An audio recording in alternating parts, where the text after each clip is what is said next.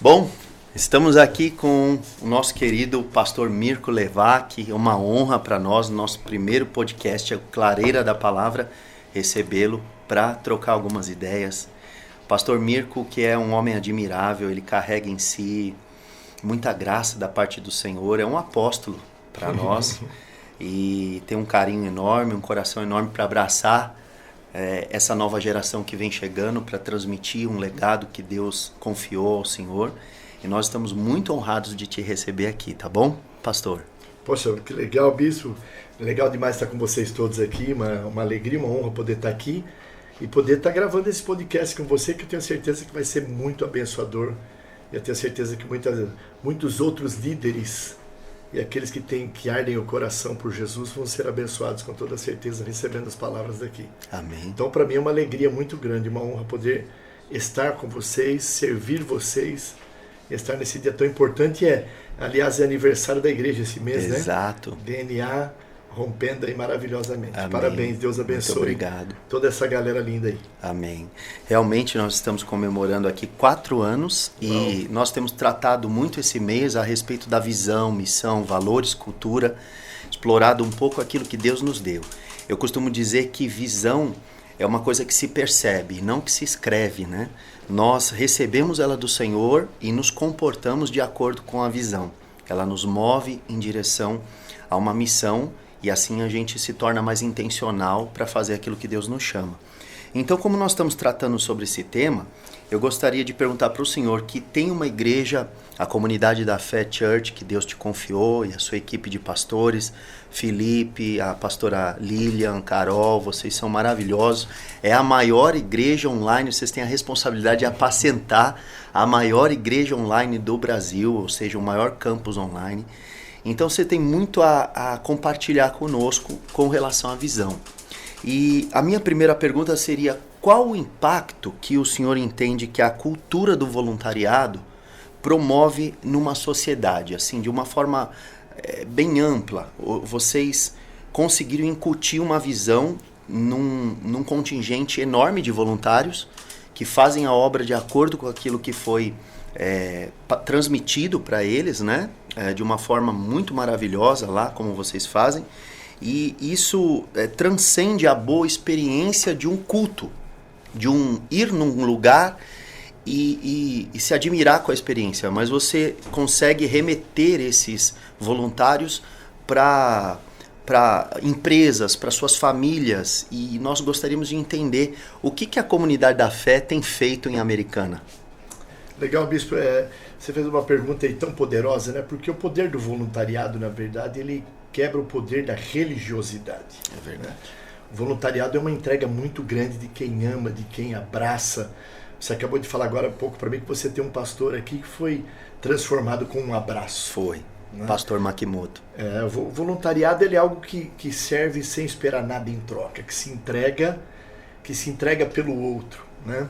E muito mais do que o voluntário, ser um voluntário, na realidade é que o voluntariado ele quebra o poder da religiosidade no sentido da entrega dessa cultura, né? O ser humano tende muito a se tornar religioso com o tempo, né? É verdade. A gente pega alguns métodos, algumas coisas, algumas questões que a gente não devia pegar e a gente vai colocando aquilo como prática, de achar que aquilo é espiritual, quando na realidade não é espiritual. Uhum. Né? Tanto é que um abraço é espiritual, um sorriso, verdade. Receber alguém. Então, mais do que uma religiosidade, uma religião, Jesus veio e trouxe uma cultura, né? Implantou uma cultura do servir. É verdade. Ele ensinou quem é maior, aquele que serve ou que é o serviço. Isso impacta a sociedade. Demais. Ele transcende os limites da nossa religião, da nossa fé. Não temos uma religião, vamos dizer, mas vai além das 4 paredes da nossa igreja, né, pastor? Sim, porque a palavra religião vem de religare, né? Que é uma palavra que mostra uma religação a Deus, né? Uhum. Mostrando as coisas do Senhor Deus. Mas na realidade o voluntariado é a prática de serviço, sim, de transformação da sociedade. Então, você fez perguntas lá em Americana, foi algo que foi acontecendo naturalmente com uma cultura. Né? Jesus veio contra uma uma contracultura religiosa da época. E é interessante que quando ele chegou foi uma das piores fases, porque ele encontrou doentes, leprosos, prostitutas e... Uma sociedade enferma. Totalmente enferma, né? E ele veio no poder do voluntariado, do serviço, do amor, da entrega, né? E com 11, né? Com 12, um mais para lá do que para cá. Né? Mas com 11 ele fez uma transformação e estamos nós aqui. Então, o poder do voluntariado, a cultura do voluntariado, Bispo, ela é poderosa demais, ela é transmissível, ela é algo que vai... Epidêmico. Epidêmico. Né? A gente pode usar essa palavra mais do que nunca. É, né? verdade. Lá em Americana mesmo foi isso aí, assim, chegou uma época da igreja que a coisa tomou uma forma tão grande que tinha mais voluntários do que membros da igreja. Que coisa maravilhosa, meu Deus. Todo mundo... A nossa relação aqui, eu analiso 3-1, mas o sonho é ser o contrário, né? Na realidade, o que é? É aquele sentido de todos estão prontos para servir, verdade. Todos têm um prazer em servir, de alguma maneira. Entenderam algo, né? Sim.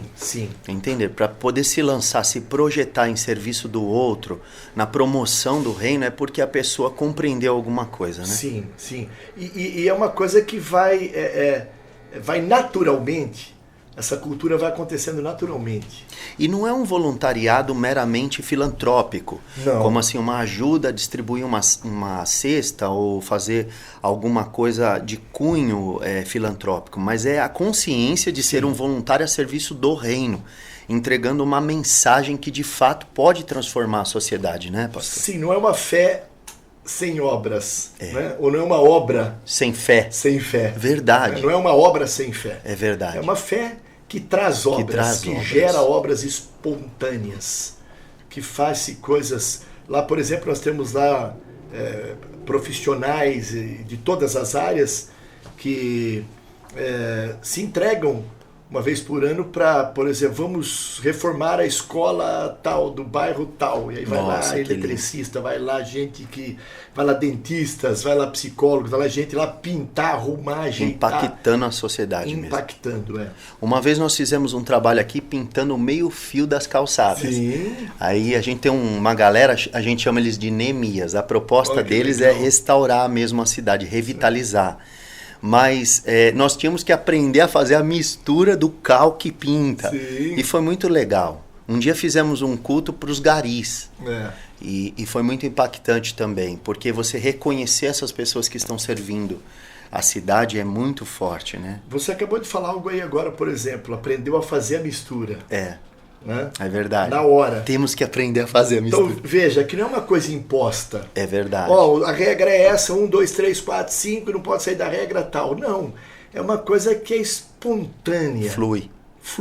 É verdade. Né? É como Jesus chegando no lugar, vendo aquela galera toda, olhando aquela adúltera, todo mundo pronto para atacar pedra, e ele olha para todos e fala, se vocês não têm o defeito, o pecado, pode atirar a primeira pedra. É verdade. Aí todos vão ali, né, se desarmando. É verdade, né? Deixando as pedras caírem.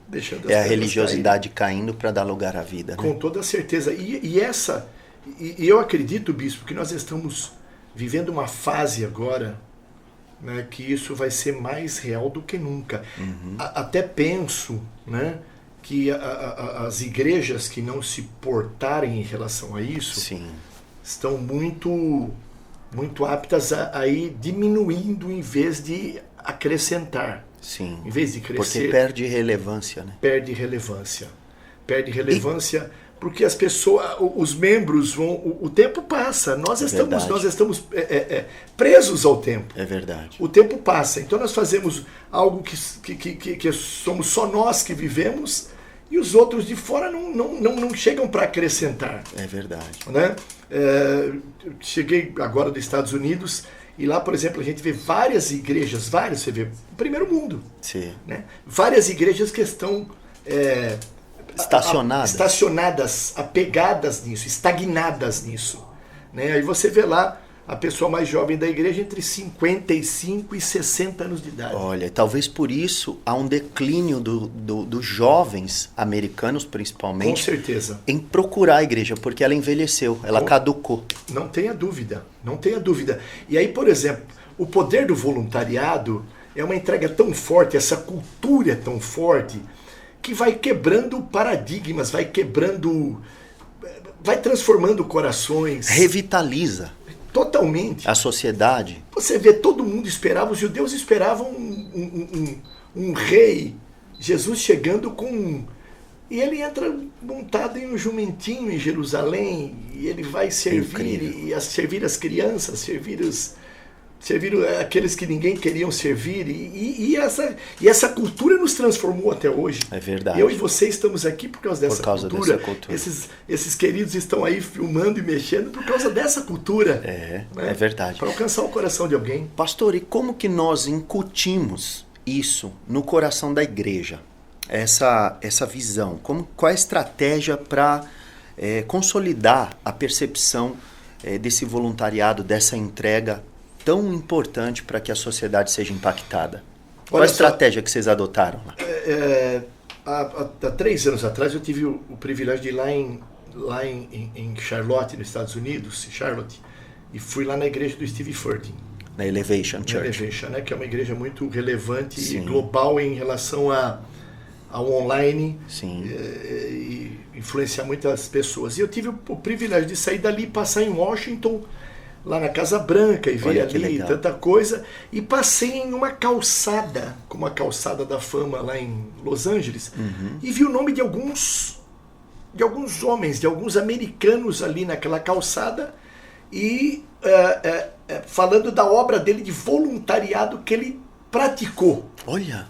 Há anos atrás. Por exemplo, um nome com uma estrela numa calçada, a atuação que ele fez, o que ele voluntariou há 50 anos atrás e o que influencia até hoje. Né? Incrível isso. Então, por exemplo, essa questão é com uma cultura mesmo, bispo, uma cultura. Lá em Americana, quando alguns amigos, pastores como você, vão pregar, ficam num hotel lá, que a gente tem convênio com a igreja, e normalmente vem alguns americanos, alguns japoneses, porque a cidade ela é Princesa Tecelã, do estado de São Paulo e do Brasil, então aquele hotel recebe muita gente de todo mundo, e recebe alguns japoneses que vêm na Honda. Sim. Que é a fábrica da Honda, Sumaré, ali Sumaré próximo. Encostado ali. Sim. E alguns deles ficam ali no hotel, naquele hotel. E aí uma TV teve ali para perguntar sobre a durabilidade do carro da Honda para um dos diretores, alguém que veio da Honda ali, e foi entrevistá-lo. E aí perguntou para ele sobre por que os carros da Honda são tão bons. Né? E são mesmo. E são mesmo. Né? Sem fazer nenhum merchandising, mas né? são. São ótimos. E aí perguntaram por que os carros da Honda são tão bons. E aí ele disse, porque antes de vender os carros, nós os praticamos. Como? A gente faz e vai andar com ele. Entendi. No asfalto, na chuva, na estrada de terra, em buraco, em coisa. Nós os praticamos. Por 200 ou 300 mil quilômetros. Aí o repórter fez a última pergunta, eu estava de longe ouvindo, perguntou, e por que vocês fazem isso? Porque a prática leva à perfeição. Olha. Então não é uma imposição. Sim. A prática, Jesus veio praticando algo. Eu gosto muito de Mateus 7:24, que diz sobre a casa na rocha. A gente insiste muito sobre a casa na rocha, a casa na areia. A casa não caiu porque estava na rocha. Realmente a casa não caiu porque estava na rocha. Sim. Mas o contexto de Mateus 7:24 diz que o homem prudente é semelhante a alguém que plantou a sua casa na rocha, que praticou. Se a gente ler o contexto ali de Mateus 7:24, praticou a palavra. Que praticou a palavra. Ou seja, dentro dessa percepção, ele experimentou a palavra. Com toda certeza. E se aperfeiçoou nela. Com toda certeza. Então, por exemplo, o carro foi feito, experimentou o carro e viu que é bom. Passa-se para quem possa praticá-lo também e ver que ele é bom. Então, é uma coisa que, por exemplo, falo para você, e o outro fala para o outro, e o outro fala para o outro, e o outro fala para o outro, e cria-se uma fama. A prática A prática traz uma fama daquilo que é bom. É bom praticar ser igreja, então. Com toda certeza, é E maravilhoso. nessa prática é que nós vamos aperfeiçoando e lapidando as coisas que eventualmente não estão muito no eixo. A igreja, por muito tempo, bispo, ela ficou presa no que não pode. É verdade. Não pode, não, isso não pode. E nós estamos entregando nas mãos de outros aquilo que Deus nos deu nas nossas mãos. Aquilo que podia. Cultura, Finanças, política, arte. Tudo geral. Entregamos nas mãos, ficamos preocupados com que tamanho é o tamanho da saia, ou do cabelo, ou coisas de um estereótipo sem vivência. Né? Sem vivência.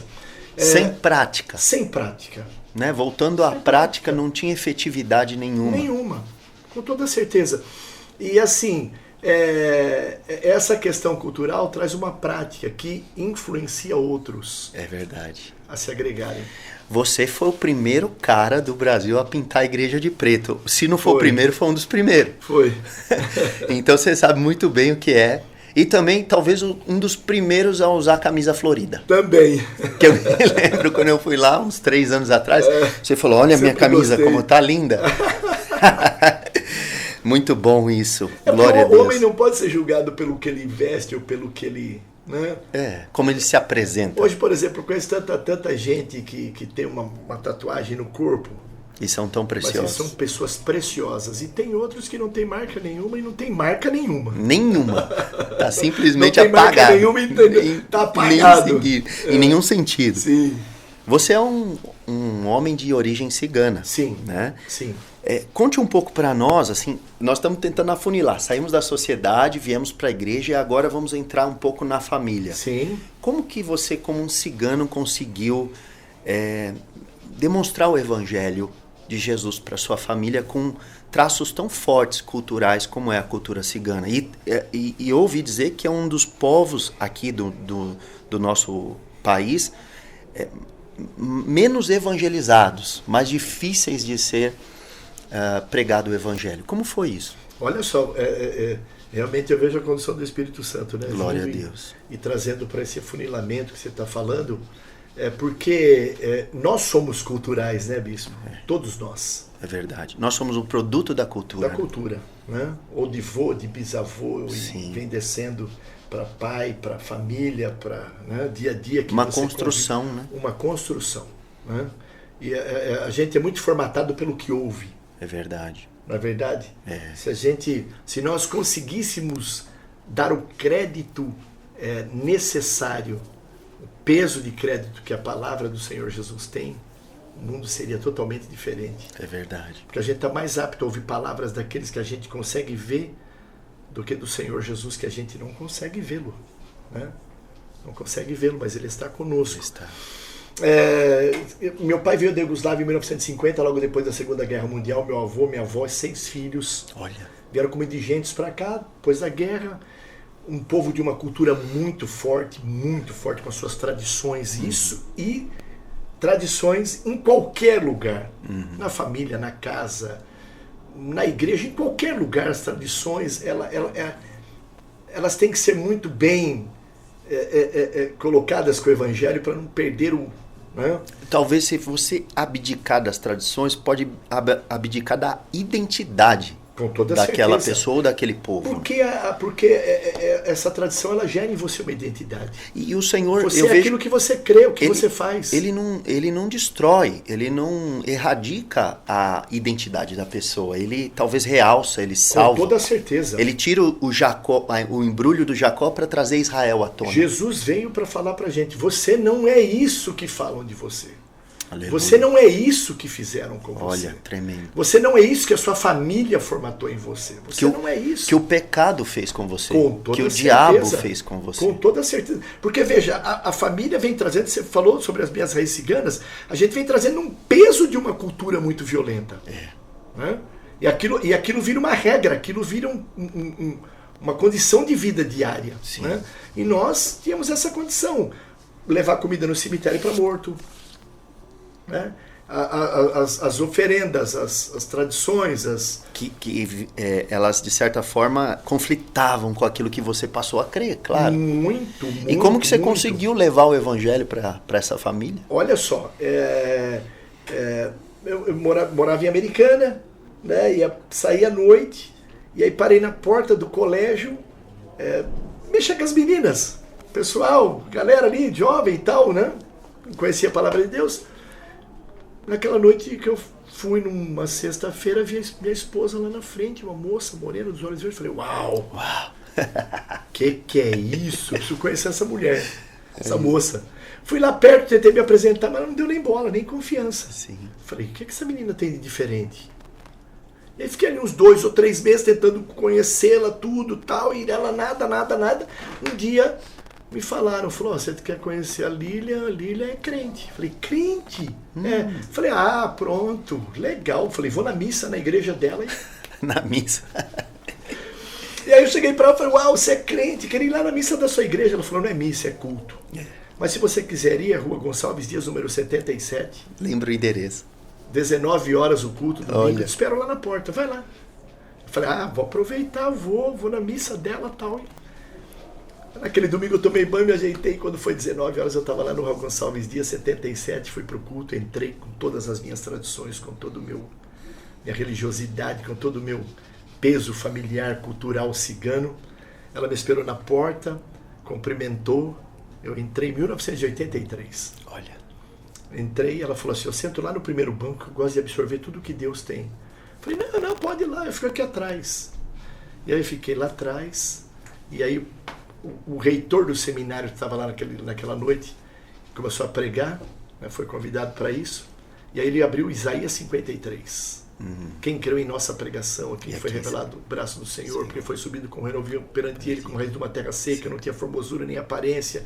Ele foi falando, chegou no versículo 6 e 7, ele disse, mas ele, Jesus, foi levado ao matadouro e ficou mudo perante os seus rosqueadores, e não abriu a boca. Eu falei, aquilo veio no meu coração, porque minha família fazia uma festa idólatra, sacrificava e colocava, em nome de um ídolo, por causa de uma cura que eu vi na família, colocava comidas e oferendas numa mesa, trazia convidados e sacrificava ali frango, porco, carne suína, animais, sim. E assava uma ovelha no rolete. Olha.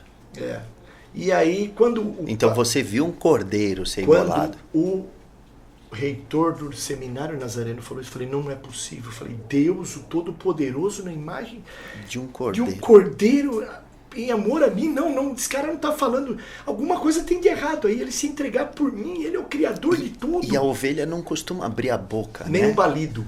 Meu Deus. E aí eu lembro de uma cena... Essa cena é impactante. Porque no dia da festa, pela manhã, meu tio imolava a ovelha, tirava a lã e assava ela no rolete. E eu lembro de uma cena dessa, porque você precisa de um lugar para pendurar a ovelha de cabeça para baixo, para tirar a lã do corpo, né, do corpo da ovelha. E eu lembro quando ele foi imolar a ovelha, cortando o pescoço dela. Sim. Ela não deu um balido, não mexeu, não abriu a boca. O sangue começou a misturar no meio da lã. Mas ela olhou só para o meu tio, soltou uma lágrima pelo olho direito, uma lágrima pelo olho esquerdo. Meu Deus. E quando o reitor do seminário falou aquela frase, foi instantâneo. Foi assim... Meu Deus. Foi algo instantâneo que veio sobre a minha vida. Aleluia. Que incrível, o poder do evangelho. Foi transformador. Assim, porque você tinha aquela experiência. Transformador, bispo. Aí eu quis levar aquilo... para sua família. Para o meio da minha sociedade onde eu vivia. Tipo Paulo, né? E aconteceu, e a gente levou. Você levou com essa vibração, com esse entusiasmo. Levamos, quebrando paradigmas, quebrando coisas. Mostrando nas escrituras. Calcula, pessoal que queria, como cartomancia, tirar sorte. Agora, aquela mesma pessoa convertida, aquela mesma cigana convertida que queria tirar dinheiro dos outros, entregando um panfleto nas mãos de alguém, dizendo, Jesus ama você, Jesus tem um caminho perfeito para a sua vida, Jesus tem algo. Né? É maravilhoso muito demais. Incrível. Muito. Meu Deus, olha, eu estou impactado. Eu queria que fosse mais avante, sim, mas nosso tempo está um pouquinho apertado. Com toda certeza. Eu tenho uma pergunta. Eu queria que você contasse uma história rapidinha. Aquele dia que eu estava lá na conferência Prophetic Conference, né? Com o Vitor Hugo, lá em Cariacica, né? Cariacica.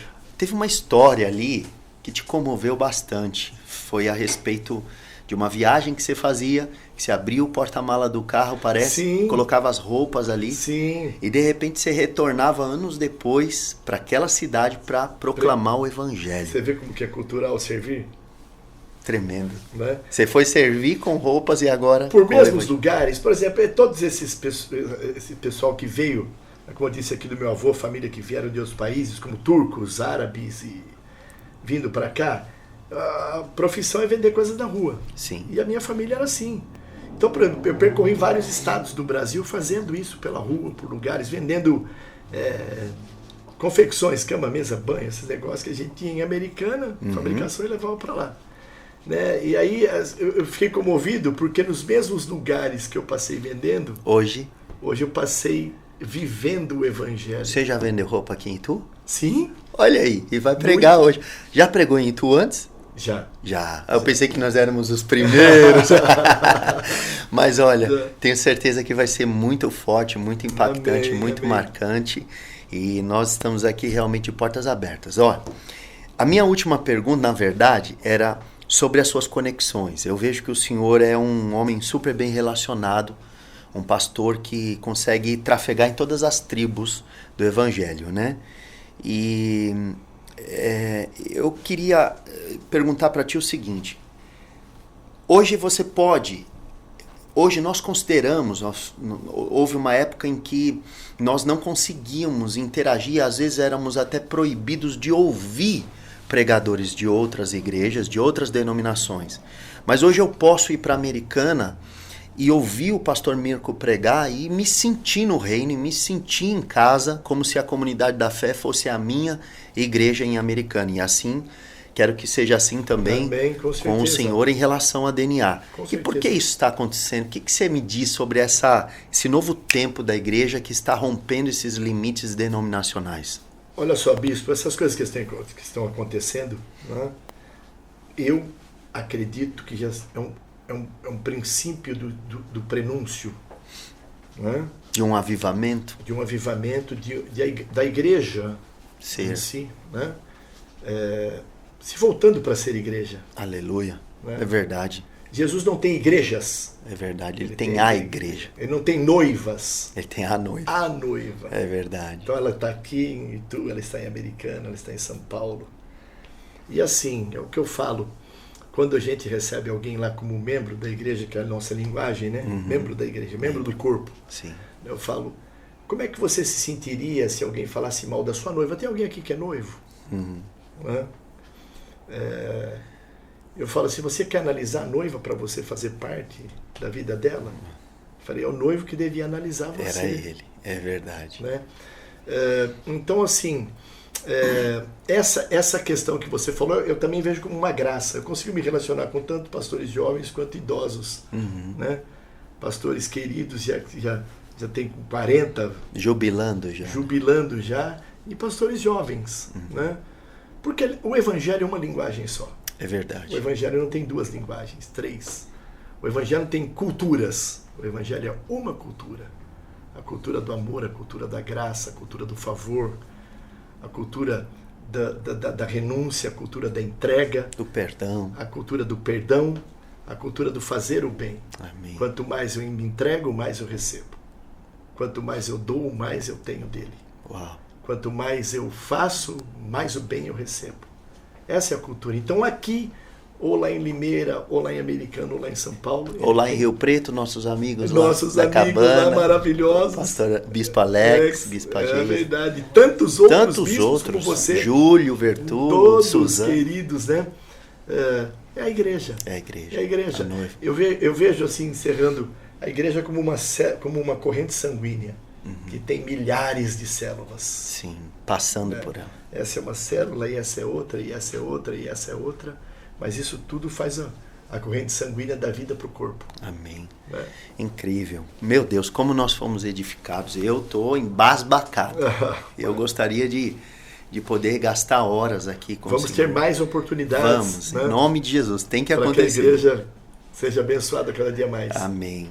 Então nós vamos ficando por aqui. Quero agradecer a vocês pela audiência, pelo tempo que você se dedicou a ouvir as coisas, esses mistérios preciosos, esses tesouros que o pastor Mirko dividiu conosco, tá bom? Muito obrigado, Deus abençoe e compartilhe aí o Clareira da Palavra.